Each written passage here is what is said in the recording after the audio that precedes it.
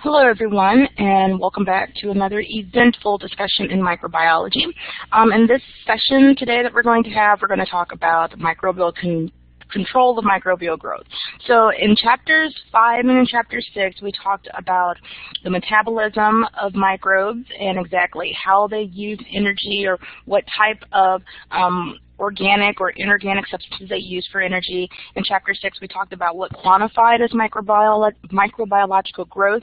And now we're going to talk in chapter 7 about how are methods that we can control this. So a lot of this is going to be terminology. In fact, the first 3 or 4 slides are actually just terminology. And then the remainder of the chapter is going to talk about some ways that we can apply our knowledge of controlling microbial growth in clinical or laboratory settings.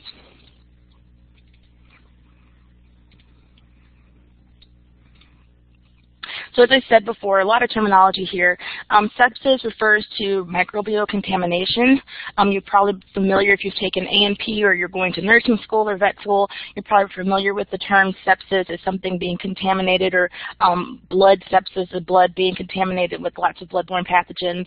Asepsis is a term that we use a lot in microbiology lab because that is the absence of a significant contamination. So all of our techniques where we're spraying down our lab benches with a 10% bleach solution, flaming our lubes, making sure that the agar and the media that we use is sterile, those are all considered aseptic techniques. In a clinical medical setting, aseptic surgery techniques are crucial in preventing microbial contamination of wounds. Now keep in mind, as we learned from chapter 1, that microbes are indeed airborne. There can be microbes that are airborne. So it's not fair to say that every surgical theater is going to be completely 100% free of microbes, because people are going to be in there. And even if you sterilize this place before you get your patient and your surgeon and your nurses and your anesthetists in there, they're still going to be, once they arrive, there are going to be lots and lots of microbes that are present. So there are techniques that are used and there are compounds that are used to prevent too much microbial or too much sepsis contamination. So sterilization means to remove all microbial life. Different types of sterilization we can have. Commercial sterilization will kill endospores of C. botulism.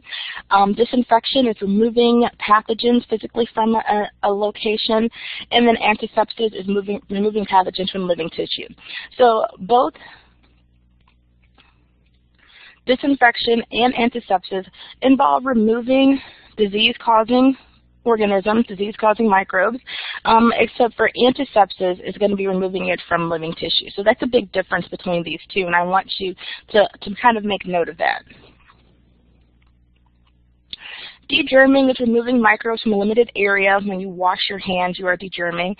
Sanitation is lowering the microbial counts on eating utensils.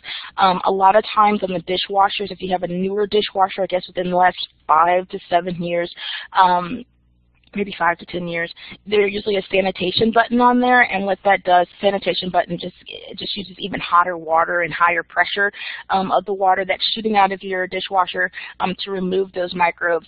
Keeping in mind that sanitation is not the same thing as the other S word, sterilization. It's not going to completely kill all microbial life, but it will lower the counts of microbes on eating utensils. A biocide, notice that you have side at the end there, or a germicide like homicide or fratricide or any of these other sides means kill. So a biocide is going to kill microbes, and stasis is just going to kind of slow it down. So a bacterial stasis will inhibit but not kill microbes. So a good example of that would be refrigeration. So refrigeration doesn't necessarily kill the microbes, but it does slow down their speed of growth. And we talked about that in chapter 6. So how effective any of these treatments that we're going to talk about, how effective they are, it's going to depend on a couple of different things. One, is going to depend on how many microbes do we have there. The greater the number of microbes, the longer we're going to have the treatment, the higher the concentration the treatment's going to be, the more involved the process is going to need to be. So it's going to definitely depend on the number of microbes. The second thing it needs to depend on is the environment. Are we dealing with organic matter? If we're dealing with organic matter, then we can't just use some other different types of disinfectants. We need to use an antiseptic. We want to make sure that we're not denaturing the proteins of the organic matter that we are working with, because we don't want to hurt them or or ruin the food that we're going to eat. And it also depends on the temperature that it's going to be used at. A lot of these treatments are chemicals, and chemicals can become inert or inactive if they're not at the proper temperature. We also have to consider whether or not we're treating microbes in a biofilm. Is it a community of microorganisms? There will be some treatments that will affect one aspect of the biofilm or some microbes in the community, but won't have any effect on others. So we'll have to kind of come at it with more than one sort of approach. And then also the time of exposure. Did you let the bleach solution sit on there for 2 seconds, or did you let it sit on there for 25 seconds or 2 minutes? So the amount of time that the microbes are exposed to the treatment is also going to determine how effective it is. And then also just microbial characteristics. Do we have a capsule? Are we gram-negative? Is it an endospore? So just those different characteristics of a microorganism that make it resistant to certain types of treatment is also going to depend on how effective any of these types of treatments that we're going to talk about are. So actions of microbial control agents, there are 3 basic ways. There's some other ways that we can have microbial agents, antimicrobial agents work, but the 3 basic ways that we're going to talk about are changing in membrane permeability, so poking holes in it so that too much water or too much water gets in, or too much of something else gets in, and too much of something else gets out. So what goes in and out of the cell, we can use antimicrobial agents to affect that. Damage to proteins. So if their proteins are damaged, they can't do a lot of the stuff they need to do. Their cell wall is going to be compromised. That's protein structure.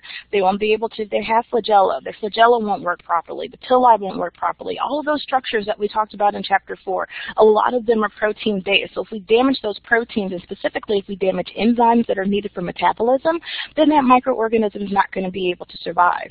As much the same way, damage to nucleic acids will keep the microbes from replicating themselves. So it's not going to be able to survive very efficiently if we damage the nucleic acids. So the first type of control we're going to talk about, we'll talk about physical and then chemical methods of control. Kind of the same way in Chapter 6 we talked about physical and chemical requirements for growth. So we're going to talk kind of in that same umbrella. So heat is one physical method of control. We have different heat ranges or temperatures that we're going to talk about. We have our thermal death point. Thermal death point, and I'm going to start starring these because I think it's important that you know the difference between all 3 of them. So thermal death point is the lowest temperature at which all the cells in the culture are killed in 10 minutes or less. Thermal death time is the time during which all cells in a culture are killed. So the difference between thermal death point and thermal death time is thermal death point is going to be looking at, and I'm going to start highlighting, we're looking at the lowest temperature at which they're killed in 10 minutes. Thermal death time, we're looking at how much time it took for all of the cells to be killed. So we're actually measuring 2 different things. In thermal death point, we're measuring temperature, and in thermal death time, we're measuring time. The decimal reduction rate is going to be the minutes to kill 90% of the population. So this is still a measurement of time, but we're not looking at killing all of the cells in the culture as we did for thermal death point. We're just looking at killing 90% of the population. So when is it that a good chunk of the population is gone? How much time did it take? And then we're also looking at what temperature did this process happen within. So we can have moist heat sterilization. Moist heat sterilization denatures proteins. That's the process or the way that it works. Our best example of moist heat sterilization that we have on campus is an autoclave machine. Our autoclave machine is in our lab coordinator's office in her quarters, so we don't get a chance to use it, and there's no need for us to use it. But if you decide to go on in microbiology, you will definitely be using an autoclave to sterilize all of your media and to sterilize your test tubes and the instruments that you work with. The way that an autoclave works is that it's steam under pressure. So not only do you have moist heat to help to denature those proteins, but you also have pressure that's helping to denature those proteins. And remember, if a protein loses its form, it loses what else? That's right, it loses its function. In order for an autoclave to be effective, the steam must come into contact with each part of the item's surface in order for it to be truly effective. Pasteurization is also a form of moist heat, if you will. It reduces the spoilage organisms and pathogens, specifically in food. So like our orange juice and our milk is pasteurized. There are different types of treatments that we have. When Louis Pasteur did his pasteurization, it was most likely at this lower temperature, 63 degrees Celsius for 30 minutes. So for 30 minutes he would expose his solution or his whatever it was he was trying to pasteurize for 63 degrees Celsius for about a half an hour. We now have different types of sterilization that we can use in a commercial setting. High temperature sterilization, the higher the temperature, the shorter amount of time that you want to expose your material to it. So for high temperature sterilization, we have a 15-second exposure time, but the temperature is increased about 9 degrees there, so 72 degrees Celsius. Ultra high heat temperature, we're going to go for 140 degrees Celsius, super hot, and we're going to expose it for less than 1 second. Now keep in mind, pasteurization, notice it does not sterilize our food source. It's going to reduce the spoilage organisms and pathogens, so it reduces the microbial numbers there. There are some organisms that we call thermoduric. They're able to survive pasteurization. They're able to survive those higher temperatures simply because that's one of their, they just fall in that kind of higher temperature range that they'll be able to grow in. Dry heat sterilization, and unlike moist heat sterilization, which works by denaturing proteins, dry heat sterilization is going to kill by oxidation. So what we mean by oxidation is the same way that we used it in Chapter 5. Oxidation is oil rig, loss of hydrogens and electrons. So if we can get some of those molecules to lose their hydrogen and electrons when they don't want to lose them, when they don't need to lose them, then we can compromise the function of that chemical. So examples of dry heat sterilization would be just plain old dry heat, like flaming, incineration, and what we consider hot air sterilization. Now have a look here at the bottom. We have the equivalent treatments for hot air sterilization and autoclave. Notice that for hot air sterilization, you need a much higher temperature and a much longer exposure time than we need for moist heat. So for an autoclave, we use a little bit lower temperature and a much shorter exposure time. And one of the reasons that autoclave is so much more effective and efficient than hot air treatments is because we have pressure in combination with that helps to denature these proteins. So other physical methods of controlling microbial growth are filtration. You've heard of HEPA filters in probably your vacuum cleaners, and in your furnace you may have a HEPA filter, or just buying HEPA filtration. Removes microbes that are less than 0.3 nanometers. Membrane filtration removes microbes even smaller than that, and that's at 0.22 nanometers, or micrometers, I'm sorry. So physical methods of microbial control, microbial growth, low temperature, and keep in mind that temperature is something that's going to be a bacteriostatic method. It's not going to actually kill it. So refrigeration, deep freezing, and lyophilization, those are all things. Lyophilization is kind of like dry freezing it. So it's going to prevent the microbes from actually dividing at that point in time, but if you put them back into an optimal temperature, then they can reanimate, if you will.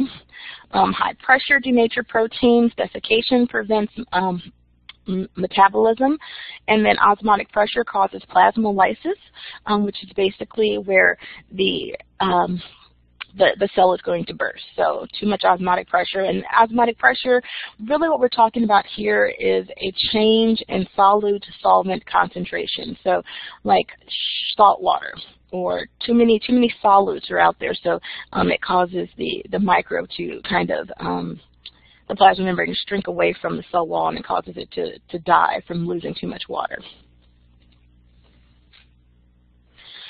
So radiation is the next type of microbial control growth. A couple of different classes that we're going to focus on: ionizing, non-ionizing, and microwaves. We'll talk about microwaves first because they kill by heat, but it's not antimicrobial. So putting something in the microwave will kill some microbes by heat, but it's not what we specifically call an antimicrobial technique.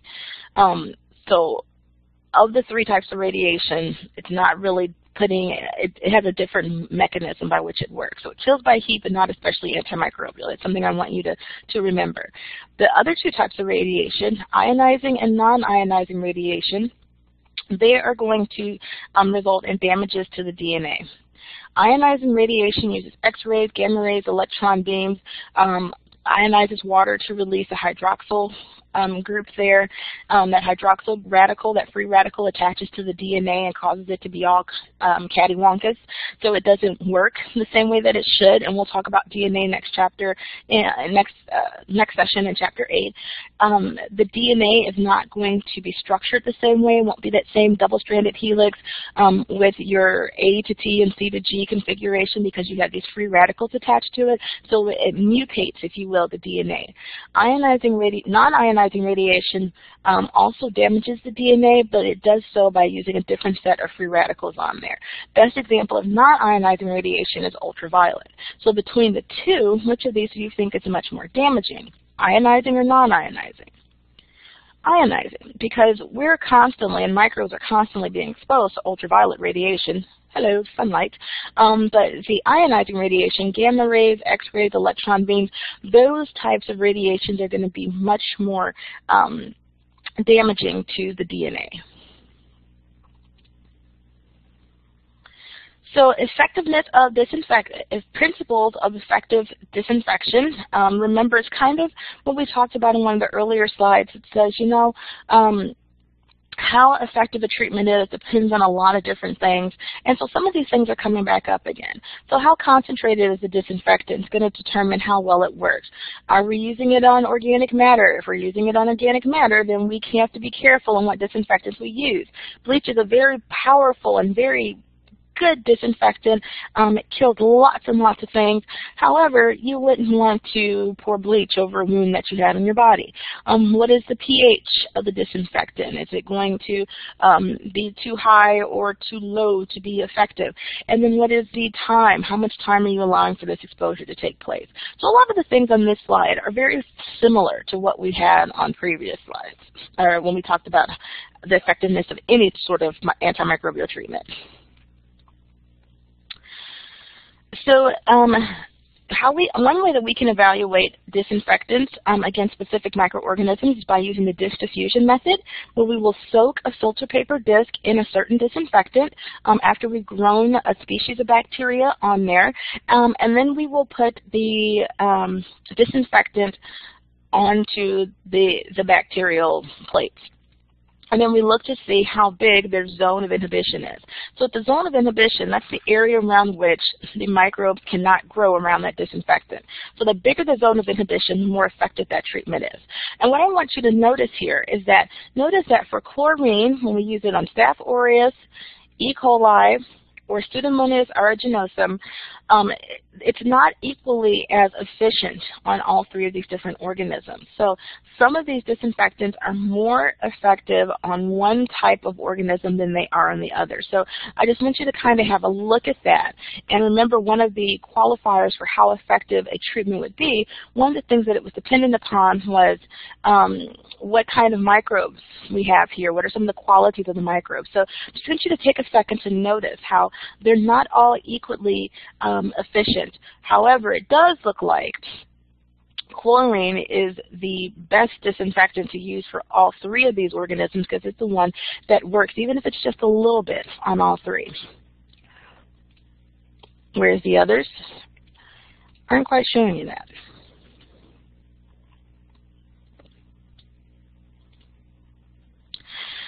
So let's talk about some chemical agents of control of microbial growth. We talked about several physical agents, heat, refrigeration, steam, pressure, radiation. Now we're going to talk about some chemical compounds. For any of these chemical compounds, I want you to know the chemical compound name and how it works. For example, we have phenols and phenolics. The job of phenols and phenolics, the way that they work is they disrupt plasma membranes. If it is a gram-positive organism, it's much easier to get to the plasma membrane because it doesn't have that external LPS layer around it. So the phenols and phenolics are going to be more effective at treating gram-positives. But the way that they work, that I want you guys to remember, is that they disrupt plasma membranes. Bisphenols, as hexachlorophenium and trichlorosan, they're going to also work by disrupting plasma membranes. Trichlorosan, we used to use that as a hand-washing agent. Several years ago at another school that I taught at, we would use that to wash our hands with in the lab. Chlorhexanine, that also disrupts plasma membranes. Halogens, we have iodine and chlorine. A tincture is a halogen or iodine that's in an aqueous solution. Idiophores are iodine that are in organic molecules. And the way that iodine works is that it alters protein synthesis and it affects the membrane. So if protein synthesis can't take place efficiently, then that means that the microorganism won't be able to make a lot of its cell structures, including parts of its cell wall. So it won't be able to do that. It won't be able to make a lot of the enzymes that are required for metabolism. Chlorine, bleach is a great example of that. It's an oxidizing agent. And oxidizing agents, remember, they have the tendency to cause molecules to lose hydrogens and electrons. Alcohols, ethanol and isopropanol denatures proteins, and as we learned from way back in our early days of learning to gram stain, that they dissolve lipids. One thing that's really important that I want you all to remember, so I'm going to start starring here, is that alcohols require water. So they're going to require to be put in some water because they do have a high rate of evaporation. So they can evaporate fairly easily, fairly quickly. So the higher the concentration of the alcohol, the faster it's going to evaporate. If it evaporates too fast, then the amount of time that the microbe is exposed to it will be shortened, so that will lessen its effectiveness.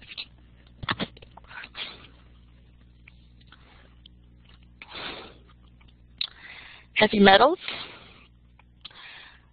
silver, mercury and copper are great examples of that. We've known that for years to treat ophthalmia neonatorium, which was blindness of newborns as they pass through the mother's vagina. That passageway, if mom had gonorrhea, that would sometimes get in the newborn baby's eyes and cause them to be blind. So doctors started using silver nitrate drops to prevent that. And it was really effective. Now we use something like erythromycin to prevent that from happening. Silver sulfonamides are used in topical creams on burns, and then copper sulfate can be used as an algicide, that you would put copper sulfate in your aquariums to kind of keep the algae numbers down. And the way that they work is by oligodynamic action, which is just another way to say that they denature proteins. It was believed long ago, back when large swaths of the population believed in vampires, that the way to keep vampires away or to kill a vampire was to use silver. And that's kind of based on a little bit of microbiological science. So there's a little bit of that that's correct. So at this point in time, when it was kind of widely accepted that vampires existed, a lot of times people would die as a result of a bacterial infection, and they would attribute it to their loved one having been bitten by a vampire, when a lot of times it was some sort of vector, an insect, or an animal bite, a non-human animal bite that led to this infection and caused them to die. By having silver around, what silver does, because it's a heavy metal, is that it actually prevented some of this microbial growth. And so that's what led to the belief that if you had silver, it protected you from vampires, because what it really was doing was protecting you from the microbes, the bacteria that was making you sick and causing you to die. So for food preservation, we want to be very careful. This is one of those examples of the type of chemical that we use. We want to make sure that it's not something that's going to ruin our organic matter. So we can use organic acids, some acids that are actually made as byproducts of fermentation. So sorbic acid, benzoic acid, calcium propanoic acid are great examples of organic acids, and the way that they work is that they inhibit metabolism. We also have nitrates.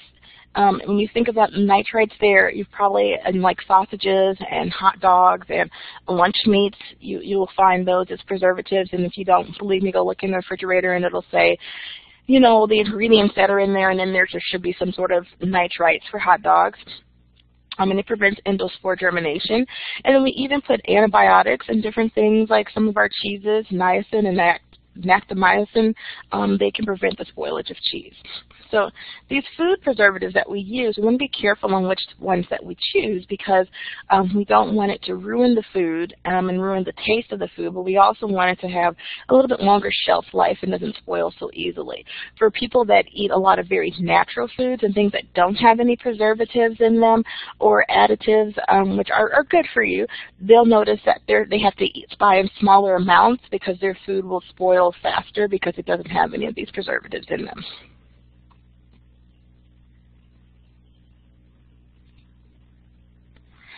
Aldehydes act by inactivating proteins by cross-linking functional groups, so it rearranges the shape of the protein, and once again, that same adage follows. For protein to lose its form, it's also going to lose its function.